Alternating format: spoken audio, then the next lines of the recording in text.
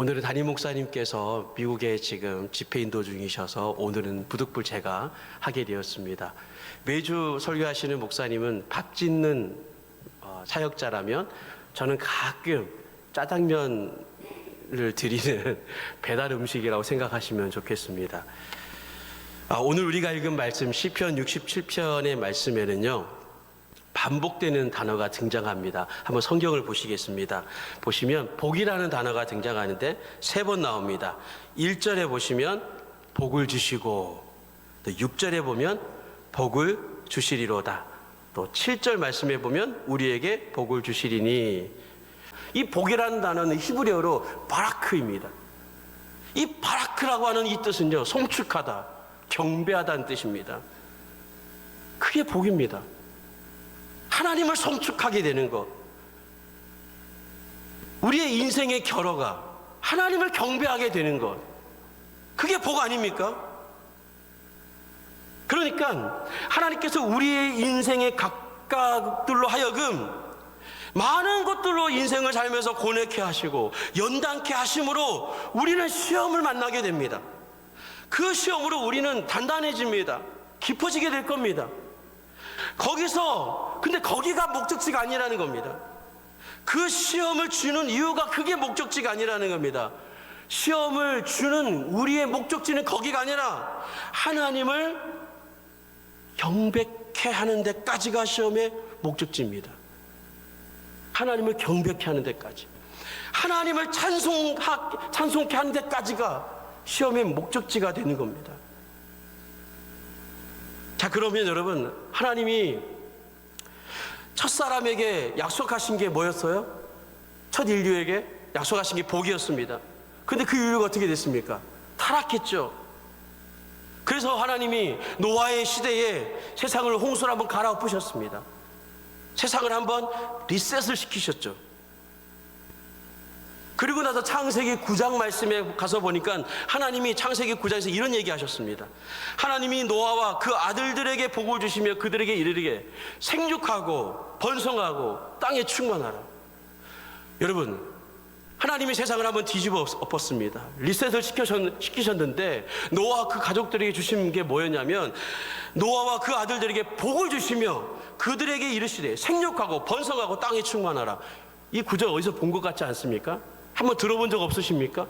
창세기 9장에 오기 전에 에덴 동산에서 첫 인류에게 약속하셨던 그 약속입니다. 맞습니까? 근데 이 복이 누구에게 와서 다시 이 복이 갱신됩니까? 구원의 방주로 건짐을 받은 노아와 그 가족들, 하나님이 택한 그 사람들, 그 민족들에게 다시 그 복을 갱신하고 계십니다. 이런 겁니다. 하나님 한번 작정하시고 주시리라 약속하신 복은 인간이 뒹굴고 잡아빼고 뻗팅긴다고 해서 그 여부가 달라지는 게 아니다 라는 겁니다. 그래서 하나님은 어떤 하나님이라고요? 예레미야가 그 하나님을 성실하신 하나님이라고 고백하는 겁니다. 여러분, 성실이란 말이 하나님이 시간을 딱딱 지키고 하던 일을 계속해서 하는 우리의 상식선에서의 성실의 개념이 아닙니다. 우리의 상식선에서 성실의 개념이 아니기 때문에 우리는 다행스러운 겁니다.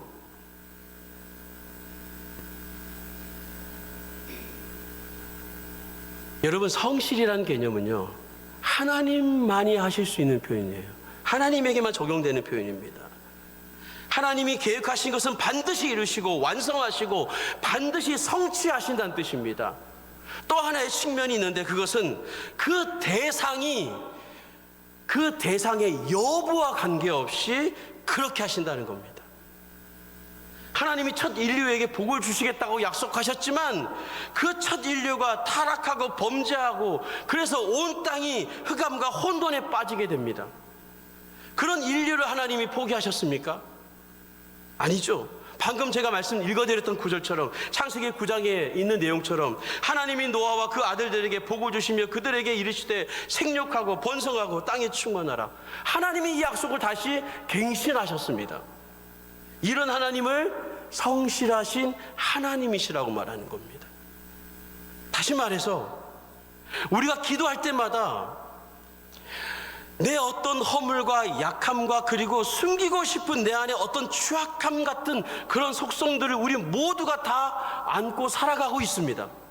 그럼에도 불구하고 우리가 염치 없이 오늘도 고개를 숙이며 때로는 고개를 쳐들고 하나님 앞에 기도하고 구하고 경배할 수 있는 것은 그 하나님이 우리에 대해서 성실하시기 때문입니다. 여러분, 그 하나님이 오늘 이 예배의 자리에 앉아 계신 여러분들에게 여전히 성실하신 하나님이심을 믿으시기를 주님의 이름으로 축복합니다. 이것보다 하나님의 사랑과 복은 없습니다. 그래서 오늘 성경을 보십시오. 구체적으로 어떻게 표현합니까? 여러분, 창세기 12장의 말씀에 보면 또 이런 얘기가 있어요. 여러분 잘 아시는 구절이에요. 12장 2절과 3절 말씀에 보니까 내가 너로 큰 민족을 이루고 그 다음에 뭐라고 얘기하냐면 내게 복을 주어 내 이름을 창대하게 하리니 너는 복이 될지라. 믿음의 조상인 아브라함에게 또다시 이 명령을 하고 있습니다. 또다시. 그리고 3절 12장 3절 보니까 너를 축복하는 자에게 내가 복을 내리고 너를 저주하는 자에게 내가 너를 저주하리니, 그 다음에 땅의 모든 족속이, 누구요? 땅의 모든 족속이 너로 말미암아 복을 받을 것이라. 아브라함에게 약속하시고 명령하신 그 복이 어디로까지 확대되고 있습니까? 어디로까지요? 땅의 모든 족속까지 확대되고 있습니다.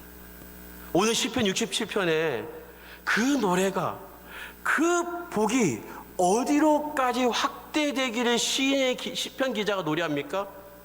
아까 봤던 것처럼 모든 민족에까지예요.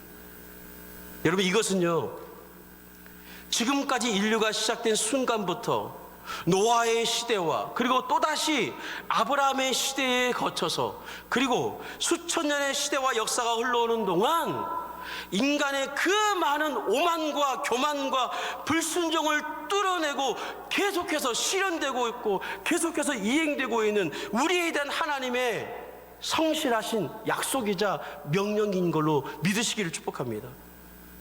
여러분, 하나님의 이름 여호와라 그러죠. 여호와라는 이름의 뜻이 뭔지 아십니까? 여호와의 이름의 뜻은 나는 나다입니다. 여러분, 이 말만큼 경이로운 게 없습니다. 여호와라는 것은요, 하나님의 이름이 아닙니다. 여러분, 여호와는 하나님의 존재 방식에 대한 설명이에요. 하나님에게는 이름을 가질 이유도 필요도 없으십니다. 하나님은 다만 나는 나다라고 자신의 존재를 우리에게 설명하십니다. 그런데 이 말을 깊게 묵상해 보면 내가 하나님을 신뢰한다, 내가 신앙을 가지고 지금 교회를 다닌다, 내가 예수를 믿는다 라고 말할 때 우리가 어떤 관점에 매달려 있냐면요, 우주가 자기 중심으로 돌아가서 내게 복을 주시면 내게 그 하나님은 좋으신 하나님, 선하신 하나님이고, 그러나 내가 힘들고 낭망하고 혹독한 고통이 있을 때 근데 하나님의 사인도 없고 하나님의 어떤 제스처도 보이지 않으면 그 하나님은 쓸모없는 하나님이 되고 마는 겁니다. 여러분 잘 아시는 것처럼 이스라엘 백성들이 바벨론에 의해 패망하죠. 그리고 이스라엘 백성들이 바벨론으로 포로로 끌려갑니다. 바벨론에 유배되었던 이스라엘 백성들에게 하나님에 대한 아주 치명적인 오해를 가지고 있었습니다. 그 민족들이 매일 몰아치는 힘든 고역과 고문 속에, 학대 속에서, 그리고 그 고문과 학대가 끝날 것 같지도 않았던 그 포로된 상황 속에서, 그 노동 속에서 이스라엘 백성들은 생각하기를 하나님이 도대체 어디 있어? 하나님이 도대체 어디 있다는 말이야? 하나님은 없어. 이런 생각을 했었습니다. 왜냐하면 고대의 전쟁은요, 나라와 나라 간의 전쟁이 아니었습니다. 요즘엔 나라와 나라 간의 전쟁이겠지만 고대의 전쟁은요, 신과 신의 전쟁이었습니다. 우리 민족이 믿는 신과 다른 민족이 믿는 신과의 전쟁이었습니다. 그래서 이스라엘 민족이 바벨론에 의해서 한번 크게 지지 않습니까? 그리고 586년에 바벨론에 아수리에서 먼저 졌고요. 586년에 바벨론에서 져서 패망하게 됩니다. 그렇다면 우리 민족이 믿고 있는 하나님이 아수르에게 졌다면, 게다가 바벨론에게 져서 패망하겠다면 그건 누가 진 겁니까? 고대인들의 입장에서는 나라가 진 게 아니고요, 하나님이 진 거예요. 하나님이 졌다라는 말을 스스로 한 거죠.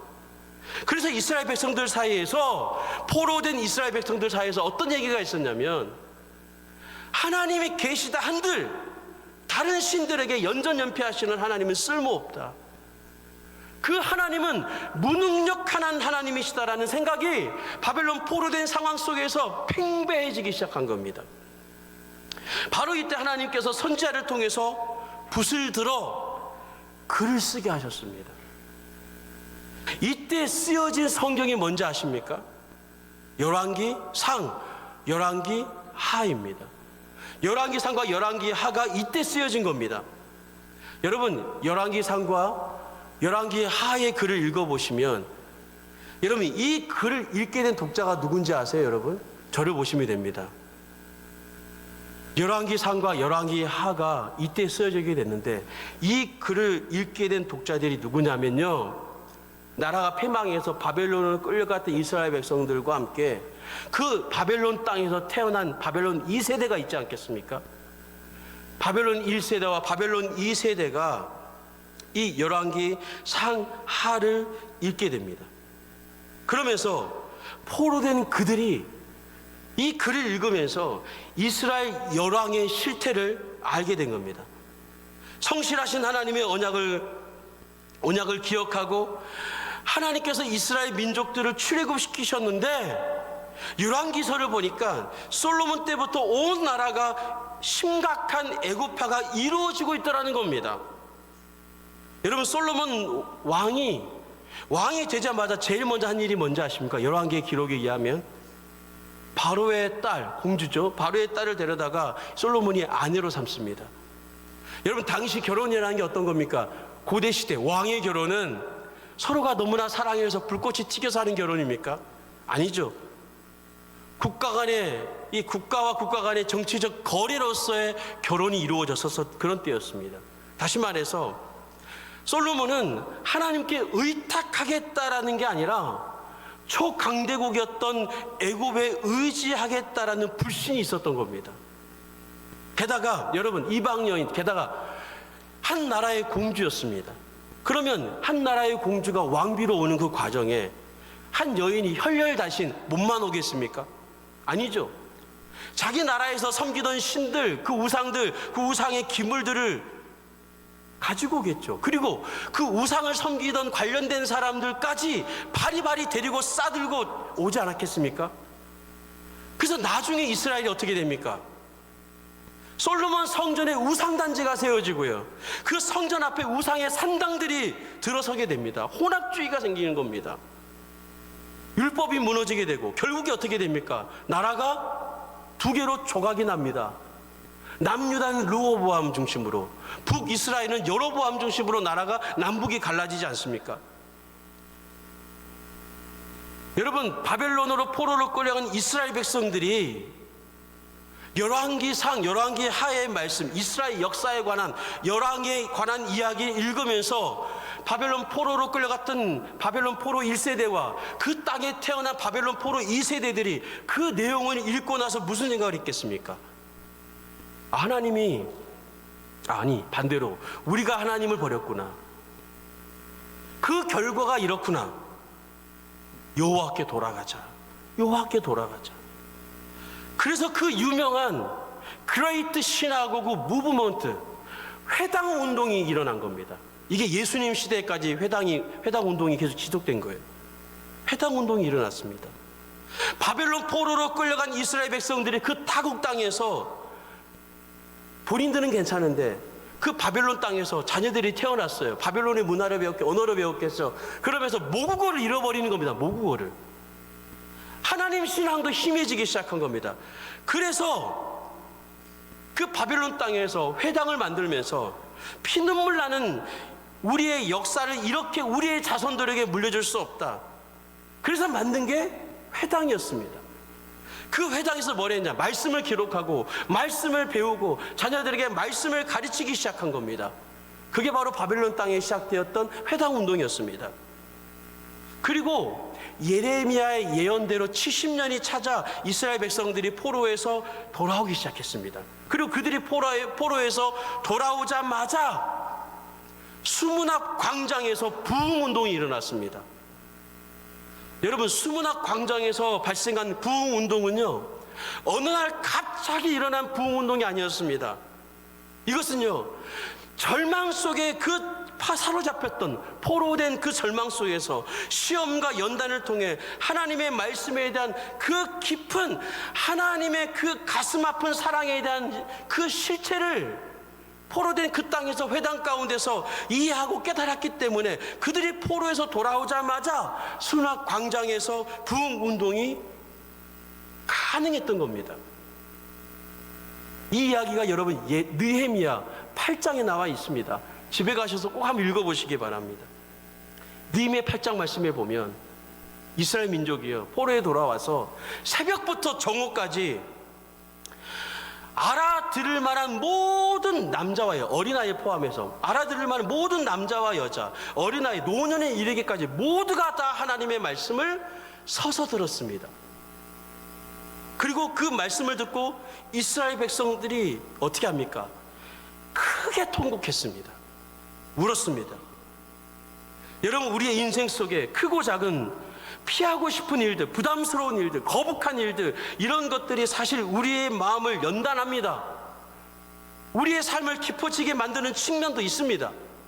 그러나 더 높은 뜻에서는 그런 일들을 통해서 하나님이 어떤 분인가, 그리스도가 누구인가에 대해서 드러내고 진리와 마주하게 되는 그 지점이 우리 인생을 향한 하나님의 본의라는 겁니다.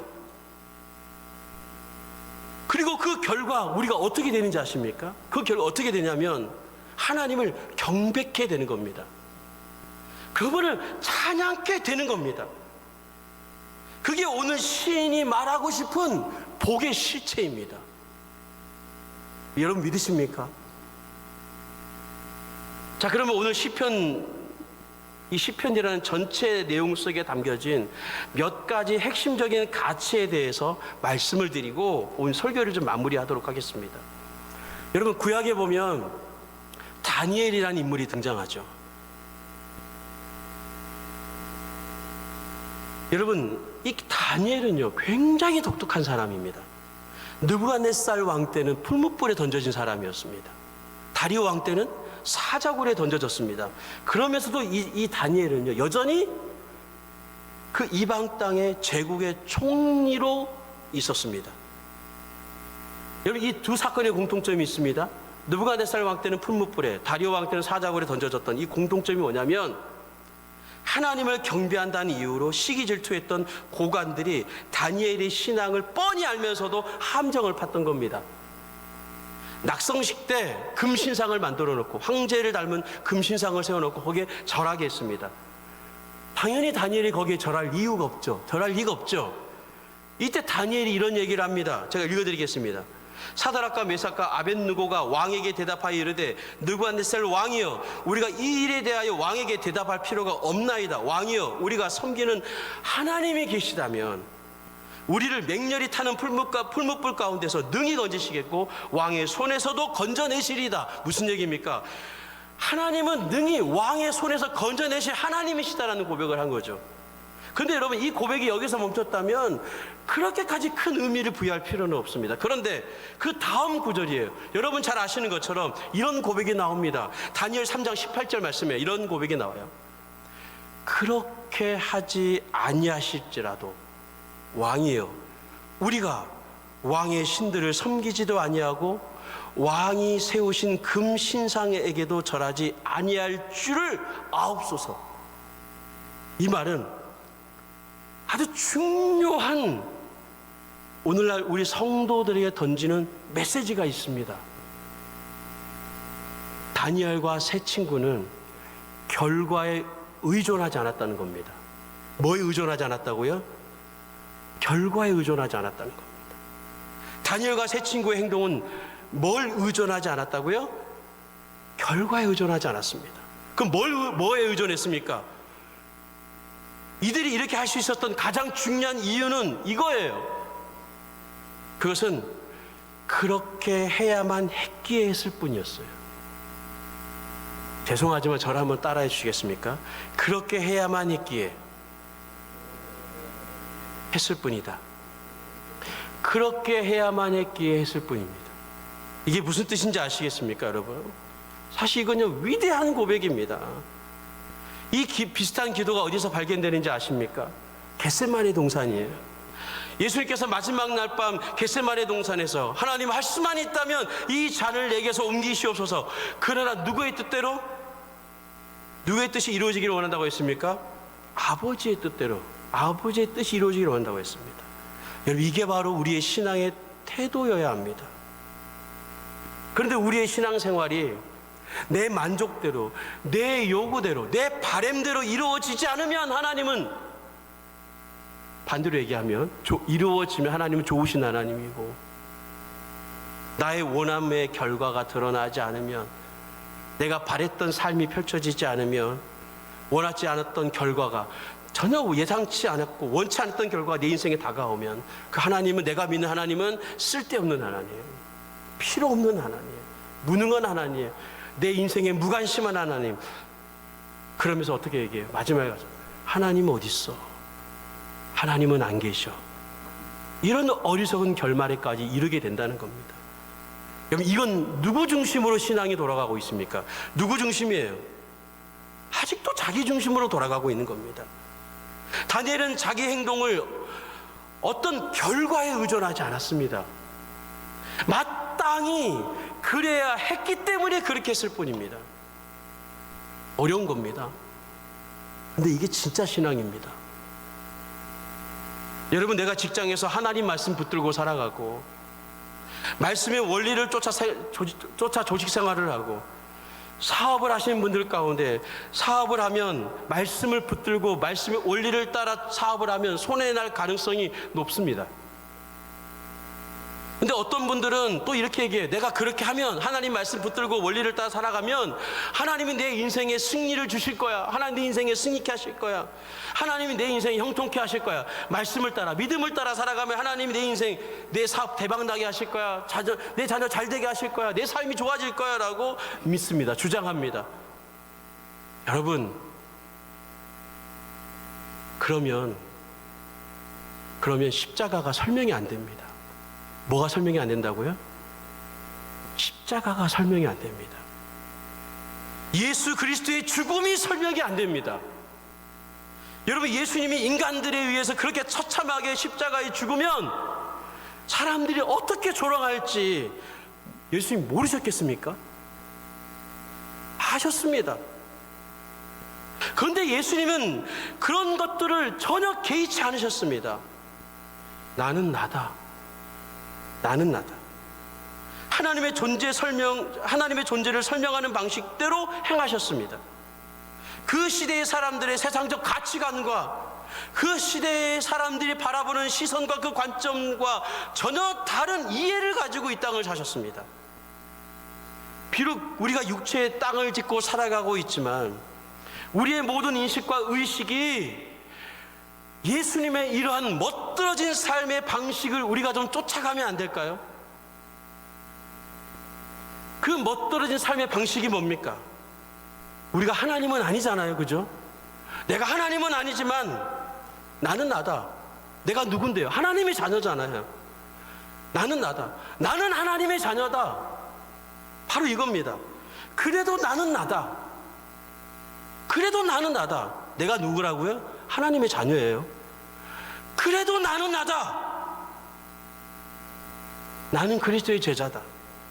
결과는 내 소관도 아니고 내 몫도 아니야. 그건 하나님 몫이야. 멋지지 않습니까, 여러분? 전 너무 멋진데요, 지금. 멋지지 않습니까? 사실 여기까지만 와도 엄청난 겁니다. 그런데 이렇게 살면 진짜 세상이 여러분들을 두려워할 겁니다. 여러분, 이게 진짜 메시지입니다. 하나님을 경외하는 걸 드러내는 겁니다. 결국 오늘 시편 67편 말씀은 무슨 얘기를 하는 겁니까? 그리스도가 드러나고 하나님의 성실하심이 드러나는 겁니다. 그게 진정한 복입니다.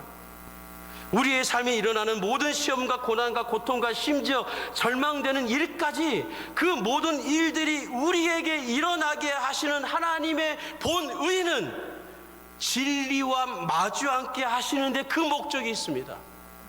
그리스도를 만나게 하고 그리스도를 체험하게 하고 하나님이 어떤 분이신가를 발견하게 하고 그로 인해 하나님을 향한 찬양과 경배가 우리의 가슴 깊은 곳에서부터 웅장함 가운데 터져 나오게 되는 인생으로 우리를 이끄시는 겁니다. 이게 인간에게 주어진 인생의 진정한 일생입니다. 할렐루야. 저와 여러분이 이 은혜와 이 축복을 누릴 수 있기를 주님의 이름으로 축복합니다.